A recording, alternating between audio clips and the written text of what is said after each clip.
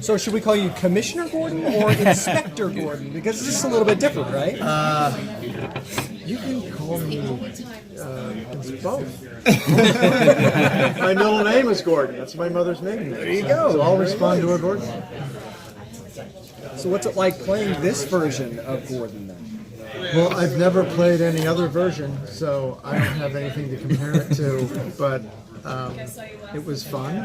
It was interesting. It was, voiceover is challenging in that you don't have other actors to play against.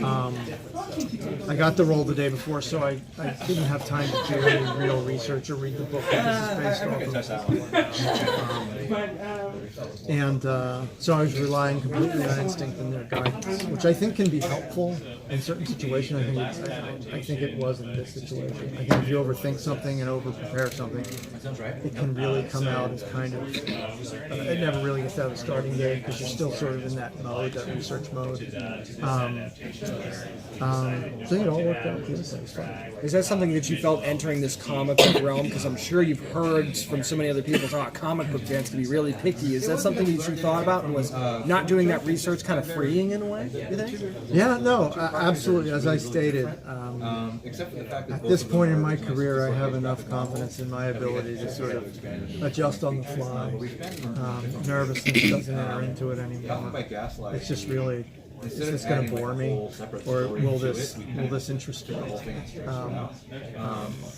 I've done pretty well, and now I can kind of sit back and pick and choose. And I said, well, that seems interesting. I didn't really give it a heck of a lot of thought. It was just like, I've never done that before. And Batman, that's kind of, that appealed to the little kid in me. I thought that's pretty cool. And to be a part of it, I just like, yeah, I'll do that. So that was one thing that it enabled us to do, was to expand. So I guess with working with other voice actors, I know y'all don't necessarily interact and do scenes together. You write in your own booth and in your own lane, but how fun was it? Like being able to really express yourself and seeing other people kind of delve into the character? So the fun part for me, for this, the real enjoyment of it was that they allowed this sort of theatricality in the performance, which is fun because if you work in film and television, it's very small, right? You work, especially in film, you work really small. Hopefully you don't say too much, but you emote and you act, and that's interesting. Right? Yeah. Television, it's all about this, talking. So you go crazy talking all the time on TV. So. And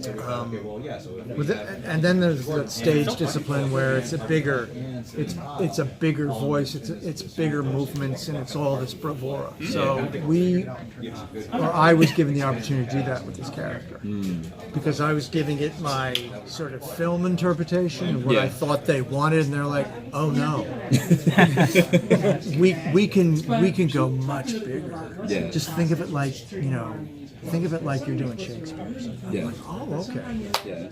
So that was very freeing, and it made it really fun. Made for a really fun day because you're just, you're committed. It's like full on. It's like this isn't scrimmage. This is the real thing, man. It's like full pads and you're going. So it was fun. Like your character looks like Teddy Roosevelt, so like you're just like, all right, I can own this. Let's do it. But I didn't know what the character was. Oh, really? I didn't see the character. I did not see the character. Wow. Isn't that interesting? That's gonna be interesting to see, kind of. I'm telling you, really good art is collaborative. I think, because it's like let people do their jobs. Yeah. Let's put it together. Somebody's going to put it together, and maybe half the time they're going to get it wrong and it's going to stink. But that other half, it's like. When you've got like a Batman story, a superhero story, the tendency, I think, when the story is getting written is that to focus on Batman or maybe Robin and the villain. And the supporting cast maybe sometimes gets short shrift. So what did you want to bring to that performance to make people remember that character and to say like, hey, that was really good? I don't think of it in such a macro way. I don't give an overview. All I want to do in the booth is do what what I'm hired to do. So they're telling me, they're giving me like, okay, your pitch is here, your intensity's here. Let's bring it here. Yeah. Let's try that. Okay, now you've done that. Let's do that. It's just. Sherlock Holmes stuff. And So you're thinking it's just your puzzle piece. It's rather than the exactly whole it's picture. small technical problems that have to be solved, and that's it. That's all it is. It's not even. It's not because I trust them, right? They're the architects. Yeah. They can do whatever they want. I'm just there, which is why I now have my own company because I'm the boss. You know, being an employee has its advantages, but you know, being told what to do all the time can get a little tedious. Being the boss is better. Being the boss is, well, yeah, yes and no, but okay, so that's really all it is. You're there to serve, the architect. You know, like do it this way, do it that way, a little more here and there.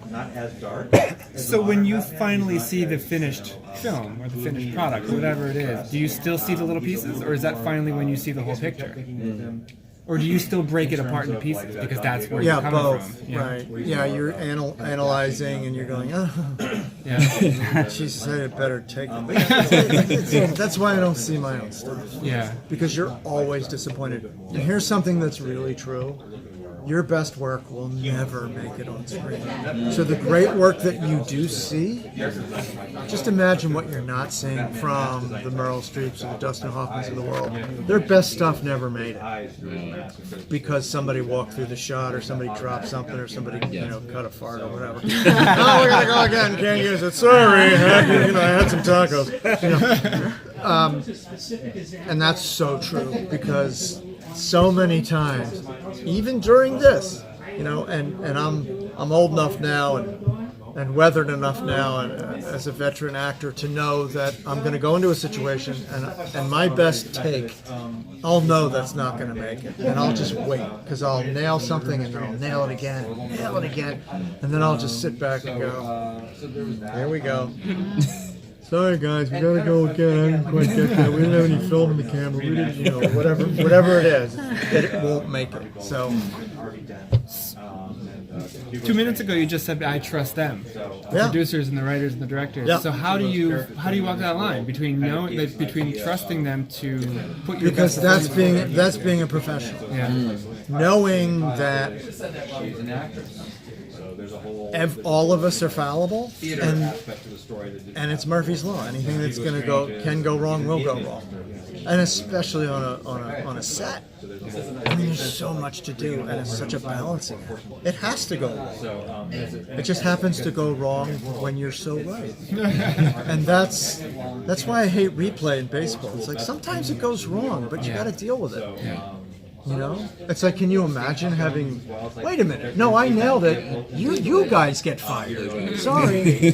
No, that's just how life is. So you deal with it. Does that make you then want to work with certain people more because okay, they're going to bring out the best in me, or is there something nice about walking in and saying, I've never worked with this person before, let's see how this goes? Right. That's interesting. And hopefully it goes well because you're more open to it.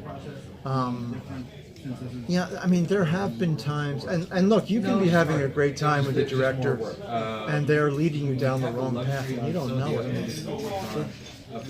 True. And then you see what you did, and you're like, oh God. And then there have been times when you're working with a director, and you really are opposing something or an interpretation. You said, no, I want to do it this way, and then you see it, and you go, oh God. So which was the case on this one? I haven't seen it yet. Oh, You haven't seen it at all? No. Oh, wow. I don't like to see my stuff. Are you going to watch it tonight? I'm forced to. You're just going to go to the bathroom for a really long time. I tell you, if I could sneak into the green room and text, I'll do it. But I don't know. I think, look, this is fun. Here's the thing. And when I was a kid growing up, we weren't allowed to watch Batman because it was on at 8 o'clock or 8:30. It was past our bedtime. It's just, goofy Bruce Wayne. And now that it's become a film franchise, it addresses these sort of darker aspects of the character. These giving you these goth elements. And I think that's pretty interesting. That's the really interesting part for me.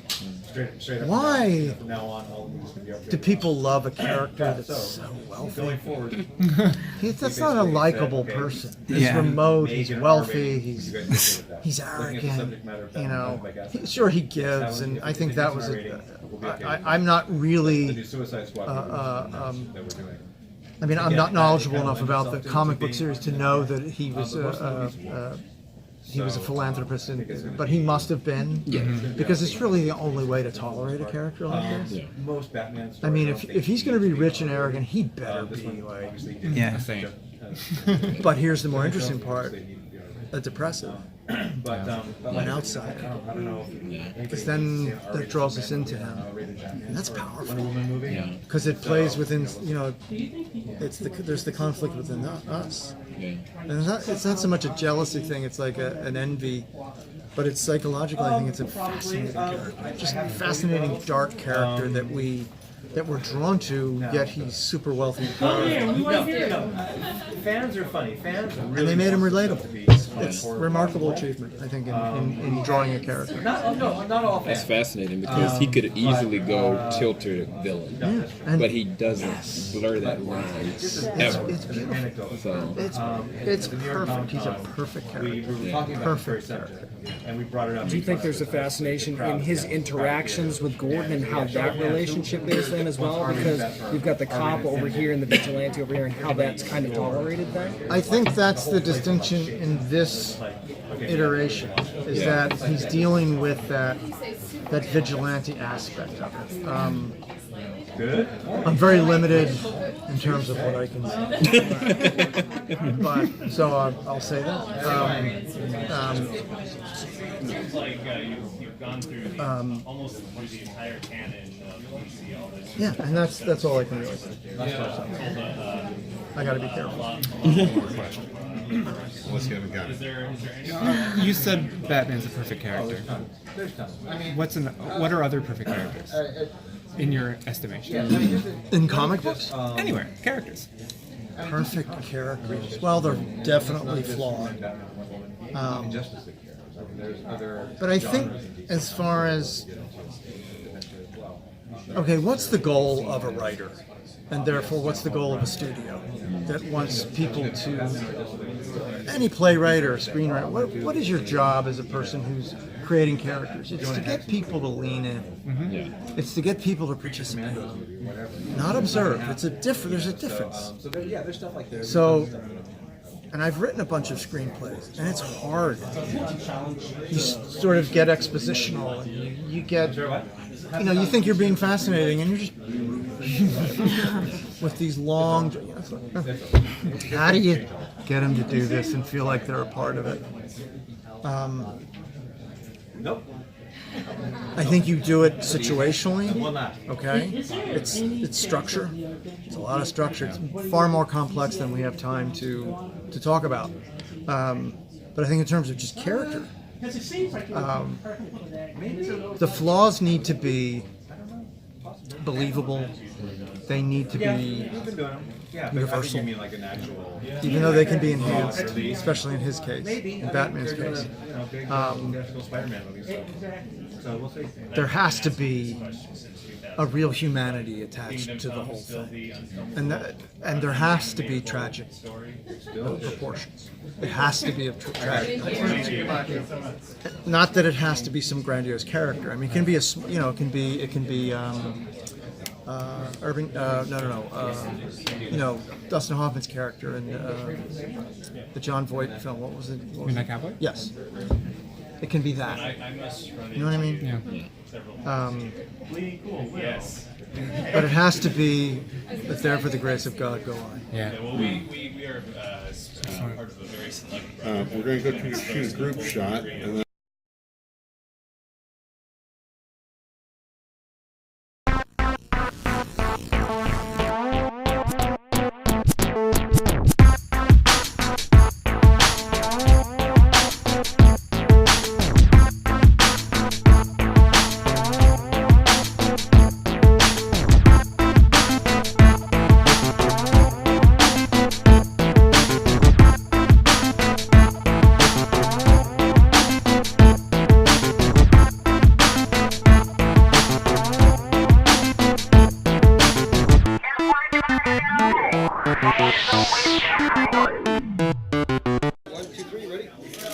Good to see you. Do you want to